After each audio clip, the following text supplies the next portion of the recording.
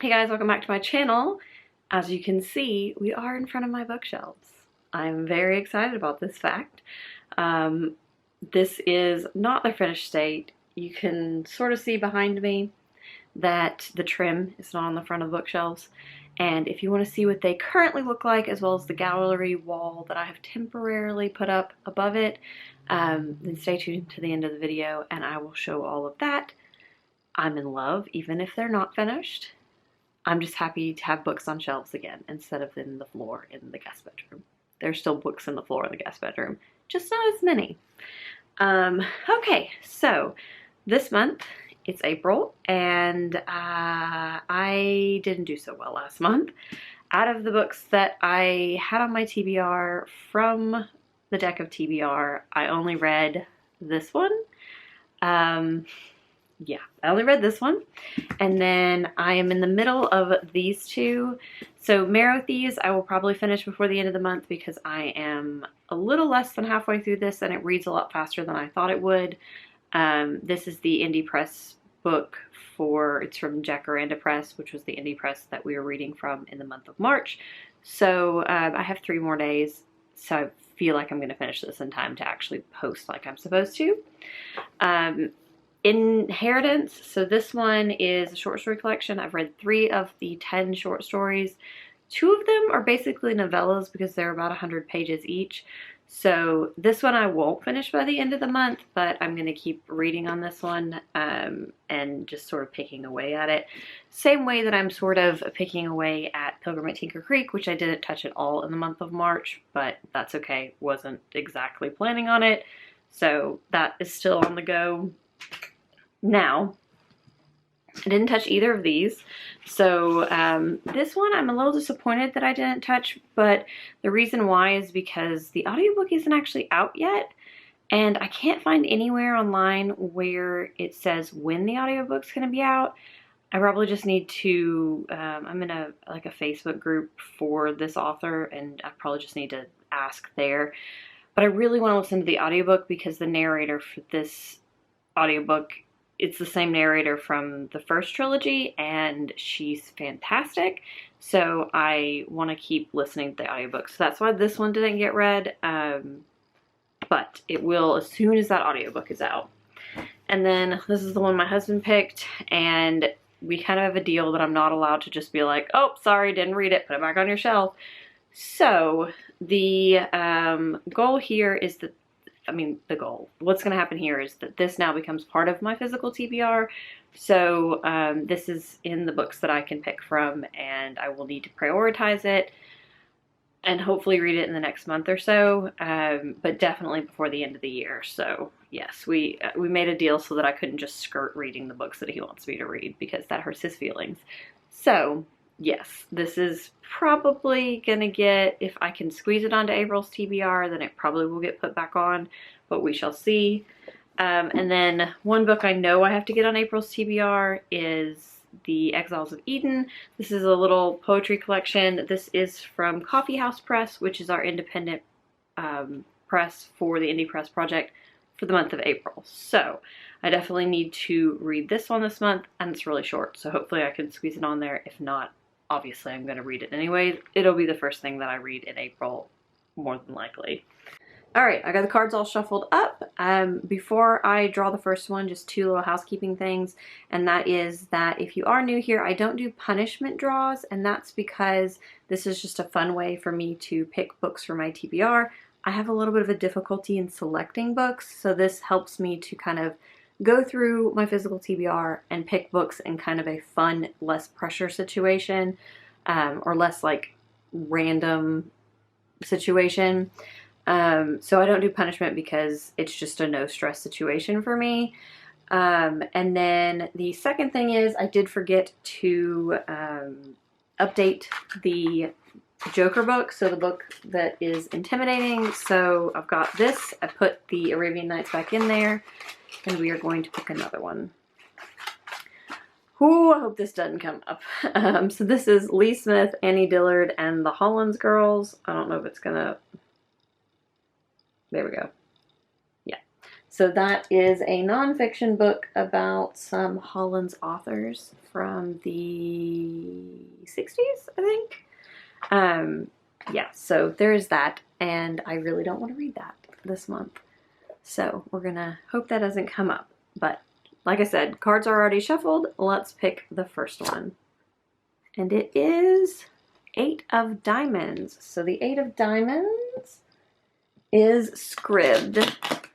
So Scribd is an audiobook app, which if you have never used it, I have a link down below. And I love Scribd. They have tons of books that I'm into. So with this one, I will just pick a book from my Scribd saved list. And with this one, I will let myself choose either a book I have already read, I mean not already read, that's on my physical TBR, or if there's a book on there that I really want to read that I don't own, then I will also let myself choose that, just because that's one of the things I use Scribd for, is to listen to audiobooks of books that I don't own but are interested in, so that I don't end up just buying them and them sitting there. Well, the good news is that Scribd is getting the audiobook about Past the Stars on the 2nd of April. So that works out perfectly because, like I said at the beginning, I really wanted to read this, but I want to listen to the audiobook, and now I can. So this is going to be my first book. This is the final book in the Fairy and War trilogy, which follows Hale Bristol as she, after the events of the Andronin War trilogy, and it's more like space politics and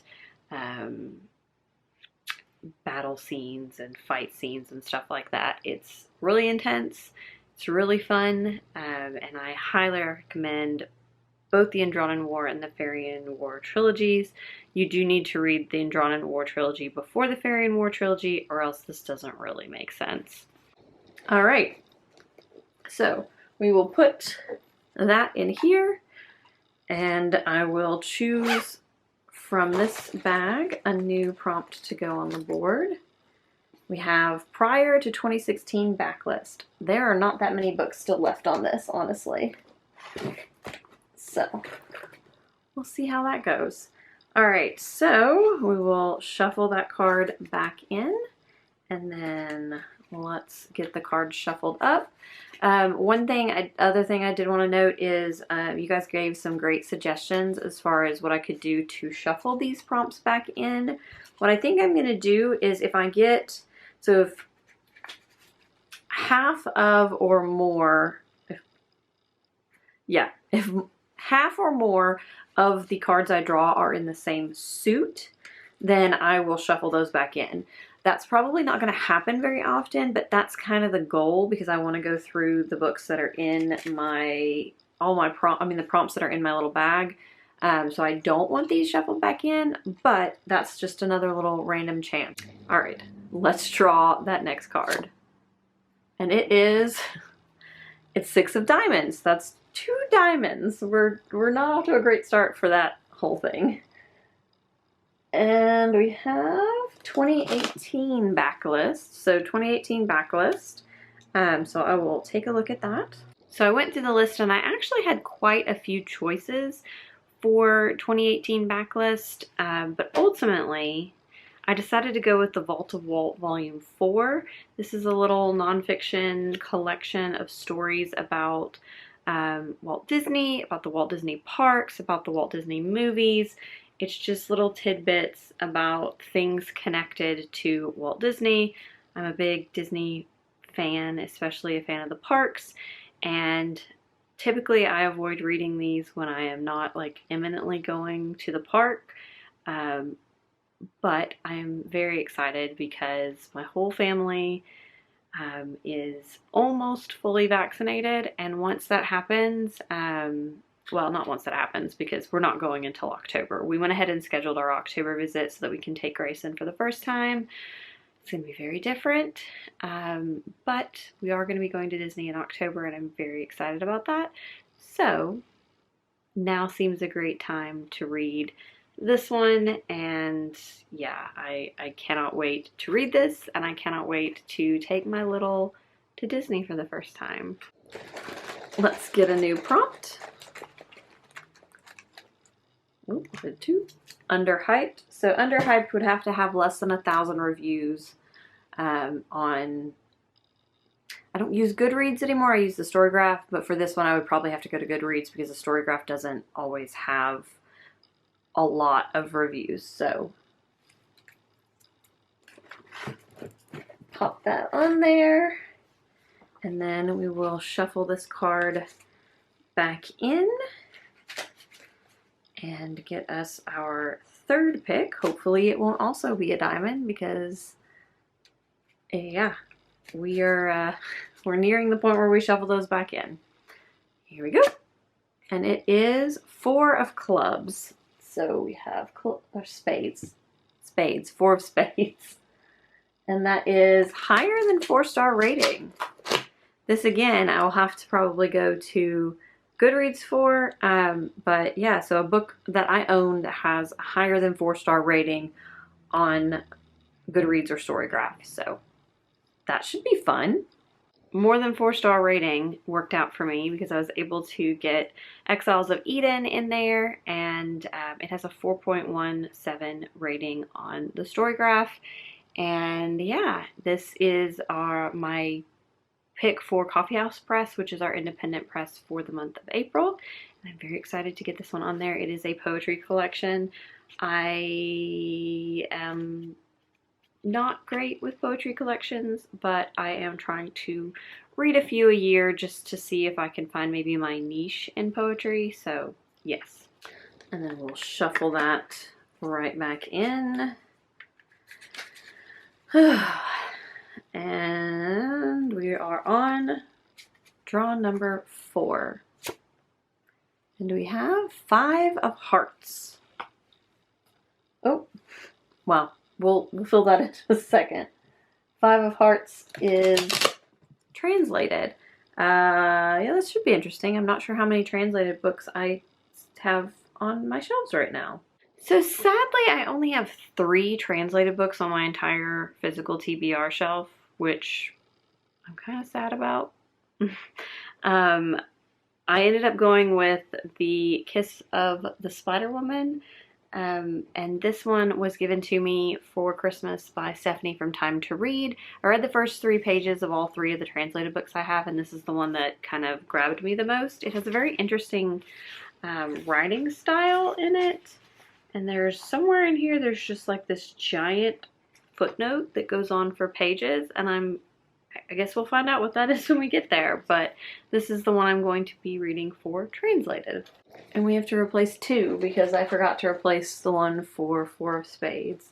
So 4 of Spades is going to be 2020 backlist. And then we have subscription box for 5 of Hearts, which again, don't have that many subscription box ones left either.